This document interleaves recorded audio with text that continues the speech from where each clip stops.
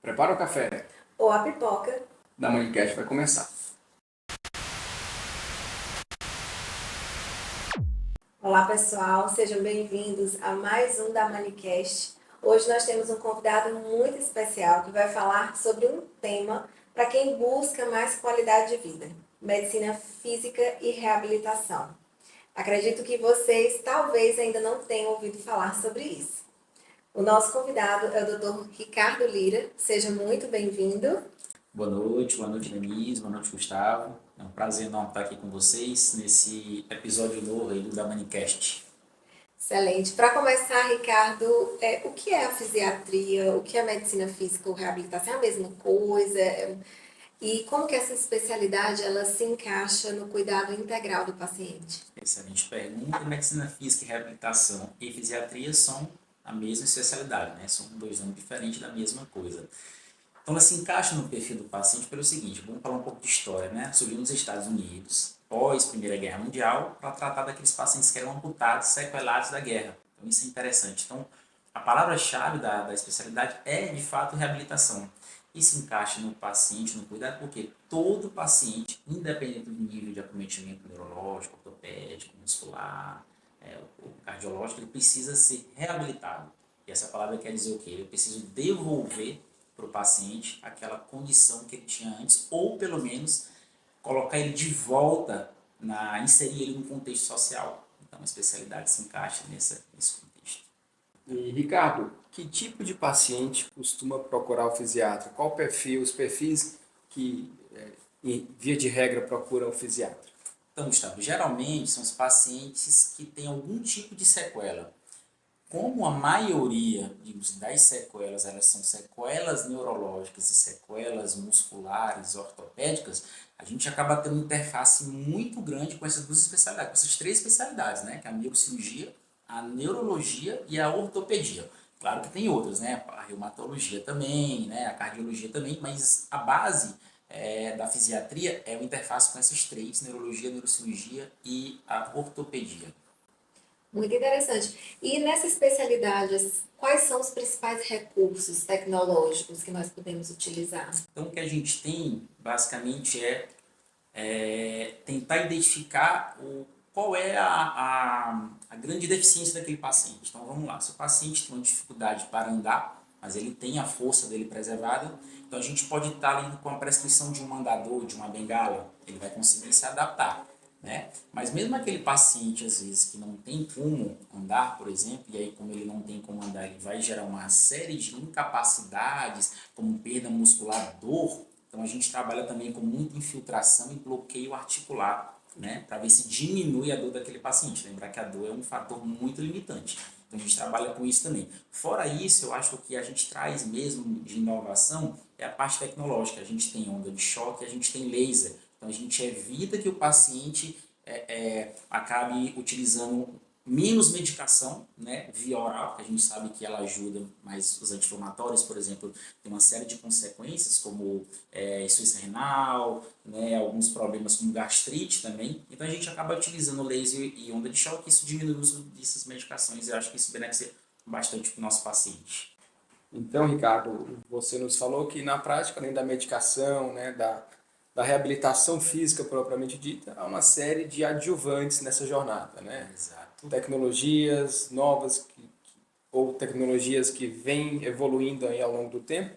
Você citou onda de choque, citou laser. Quando que você usa laser, por exemplo, na reabilitação dos pacientes com lesões musculoesqueléticas, por exemplo? Ótima pergunta, Gustavo. O laser, ele tem algumas vantagens. Primeiro, ele é não doloroso. Então, isso é um ponto chave para a gente, para reabilitar um paciente que está com dor muscular por algum tipo de lesão. Já a onda de choque dói. Embora ela tenha seu benefício, ela incomoda. Então, o laser tem essa vantagem. Segunda vantagem do laser, ele é de rápida aplicação. Então, você não demora mais do que 5 a 10 minutos. Isso os trabalhos mostram, aplicando laser numa lesão muscular do paciente. E terceiro, o laser comprovadamente tem benefício em lesão muscular. Ele tem uma boa capacidade regenerativa. Então, o laser eu deixo para esses casos pontuais. Tendinopatias também? Tendinopatias também, artropatias também, mas bem mais com tendão e músculo, né? O laser vai melhor nesses casos. Perfeito. Então, a gente queria já dar continuidade a essa discussão, que São muitos temas importantes dentro da fisiatria. Como você falou, tem interface com muitas especialidades, mas pensando em neurologia e neurocirurgia, a gente sempre pensa em movimento, né? A gente trabalha com estudo de movimento, mas a gente fala Ótimo. que o paciente, a gente foi feito para se movimentar. Então, dentro do contexto do movimento, na tua visão, qual que é a importância da atividade física, tanto para a prevenção quanto para a reabilitação desses pacientes com lesões neurológicas ou musculoesqueléticas? Gustavo, excelente pergunta. E vocês terminaram as residências de vocês antes de mim. Isso eu acho que é unanimidade. Há 10 anos atrás, os congressos, em geral, você lembra de algum congresso focando na atividade física? Não tinha. A verdade é essa, tinha uma sessão ou outra, alguém comentava. Hoje, os congressos, praticamente todos, independente da especialidade, eles falam atividade física, nível de evidência A para A, B e C doença. Então, assim, o exercício literalmente é terapêutico. E por ser terapêutico, ele deve ser prescrito. O que acontece, em geral, nós médicos, e eu também era assim, o paciente chega aqui, independente da patologia, você precisa fazer atividade física. Mas qual? Ele tem uma interrogação do tamanho do mundo na cabeça dele. Porque assim, o paciente neurológico pós-AVC, ele carrega 3 pessoas nas costas dele. Primeiro que ele tem musculatura fraca. Segundo, porque ele tem, além da musculatura fraca, às vezes até distúrbios de equilíbrio. Então você diz, não, você faz só uma caminhada de meio quarteirão. Meio quarteirão para ele é 3 quarteirões que a gente está vindo para fazer. Então qual é a atividade física ideal para esse paciente? Então a importância da atividade física é documentada, os congressos estão aí para mostrar, mas a grande pergunta é qual? E cada paciente neurológico, ele tem sim uma atividade que se encaixa melhor para ele, que apresenta menos risco. Todas apresentam benefício? Provavelmente sim. Mas qual que é mais segura para ele? Eu acho que esse é o ponto-chave. É muito interessante isso, né? Porque hoje nós vivemos a era da medicina personalizada e a gente precisa cada vez mais entender que o remédio, a cirurgia, a reabilitação, o exercício físico, ele precisa ser colocado de acordo com a necessidade individual, né, de cada paciente. E aí você falando, eu imaginei que no seu dia a dia você conversa com uma equipe multiprofissional, não é interessante, talvez para poder otimizar essa prescrição. Denise, exatamente isso aí. Quando a gente vai falar de exercício físico, a gente sabe que os benefícios estão muito bem documentados, a gente precisa de uma equipe, né? Fisioterapeuta, do educador físico, precisa mesmo para a gente poder estar acompanhando passo a passo. Você imagina, distúrbio de movimento, você pega um paciente de distônia, já tem trabalho mostrando sobre isso, ele tem a marcha alterada, mesmo que a distonia dele seja cervical, ele adapta a marcha dele diferente, ou seja, ele tem a biomecânica dele alterada. Esse paciente ele vai pisar errado, então provavelmente ele vai desenvolver uma dor ali no joelho ou no quadril, vai compensar com um lado contralateral. Então, para ele, tem que ser adaptado. Para ele, não só para ele, mas para qualquer outro. Então, realmente, nós vivemos a era da medicina personalizada. A fisiatria veio para integrar essa parte da reabilitação mesmo, motora principalmente, e a prescrição de exercício. Isso é importante, né? Tão importante quanto a parte medicamentosa.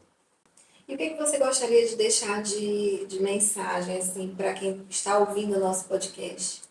Exercite-se, tá? Mas exercite-se procurando sempre um profissional para te orientar sobre o que fazer. Lembrar que, assim como o remédio, o exercício também, mal feito, ele vai causar lesão, ele pode causar dano. Eu acho que essa é a mensagem principal. Excelente. Muito obrigada por essa conversa tão esclarecedora. Eu acho que agora Prazer meu.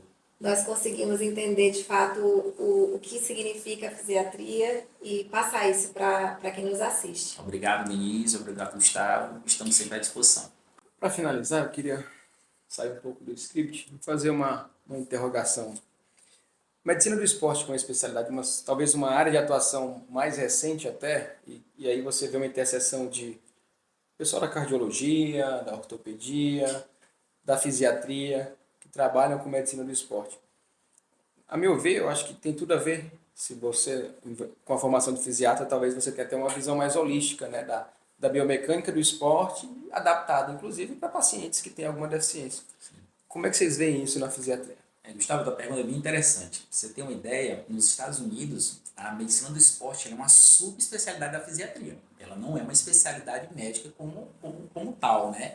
Então, eu acredito, eu vou puxar a sardinha do meu lado, que essa parte da biomecânica, do movimento, de musculatura, nós entendemos um pouco mais. Assim como o médico do esporte, nessa parte de prescrição de hormônio, que isso tem evidência sim para alguns perfis de pacientes, são um fato, para reabilitar inclusive aquele paciente idoso que não tem contraindicação, prescreve hormônio para ele ter um ganho de massa muscular mais acelerado. Então eu acredito que nessa parte biomecânica a gente tem um pouco mais de entendimento, mas a medicina do esporte está aí para atender, por exemplo, o atleta, o ganho de performance, por exemplo. E aí já mexe com a parte nutricional e de hormônio. Então acho que tem um pouco mais essa divisão, tá? Perfeito.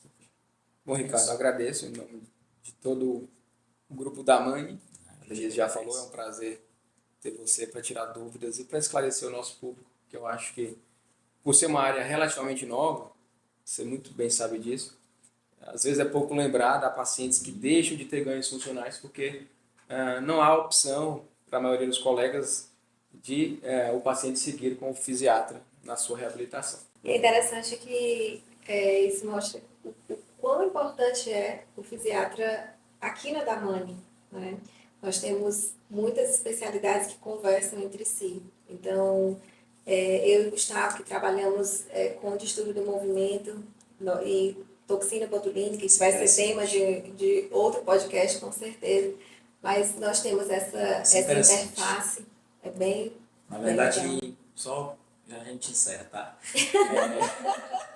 Não temos como dissociar, essa é a verdade. A gente coloca mesmo no cuidado integral, como eu falei para vocês, é uma residência, a gente tinha um contato muito próximo com a neurologia e neurocirurgia, mas era muito próximo mesmo. Então, impossível dissociar, essa é a verdade. Se a gente quiser aquele cuidado mesmo integral, o paciente bem mesmo de marcha, né, de tudo, a gente precisa realmente integrar essas áreas da medicina, né, é importante. Tá? É isso. Obrigado.